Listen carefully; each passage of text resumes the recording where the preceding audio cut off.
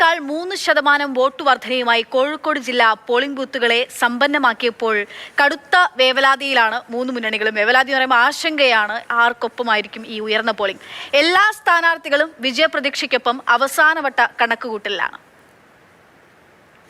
81.36% പേരാണ് കോഴിക്കോട് ജില്ലയിൽ വോട്ട് ചെയ്തത്. 84.45%വുമായി കുന്നമംഗലമാണ് മുന്നിൽ. 79.46% പേർ മാത്രം വോട്ട് ചെയ്ത നാദാപുരമാണ് പിന്നിൽ. കുറ്റ്യാടി, പേരാമ്പ്ര, ബാലുശ്ശേരി, എലത്തൂർ, കോഴിക്കോട് നോർത്ത്, കോഴിക്കോട് സൗത്ത്, ബേപ്പൂർ, കൊടുവള്ളി, തിരുവമ്പാടി എന്നീ മണ്ഡലങ്ങളിലെല്ലാം 80%-ലേറെ പേർ വോട്ട് ചെയ്തു. നിലനിർത്താമെന്ന ഇടതുമുന്നണിയും നേടിയെടുക്കുമെന്ന് UDFും വിശ്വസിക്കുന്നു.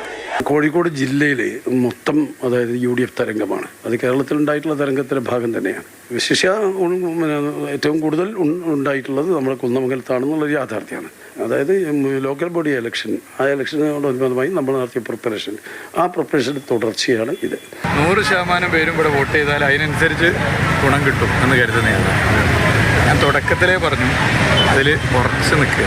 പൗരത്വ രജിസ്റ്റർ നടപ്പിലാക്കില്ല എന്ന് പറഞ്ഞ് ഇന്ത്യയിൽ ആദ്യമായി ഒരു സ്റ്റേറ്റ് ഗവൺമെൻറ് വിജ്ഞാപനം ഇറക്കിയത് ഒക്കെ പൊതുവെ മതനിരപേക്ഷ വോട്ടർമാരിൽ ഇടതുപക്ഷ ഗവൺമെൻറ്റിന് അനുകൂലമാണ്.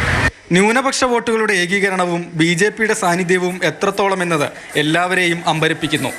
പ്രവാസി വോട്ടർമാർക്ക് എത്തിച്ചേരാനാവാതിരുന്നത് തിരഞ്ഞെടുപ്പിനെ സ്വാധീനിക്കുന്നുണ്ട്. ന്യൂനപക്ഷ ഏകീകരണത്തിന് വേണ്ടി അവർ ശ്രമിച്ചു എന്നുള്ളത് ശരിയാണ്.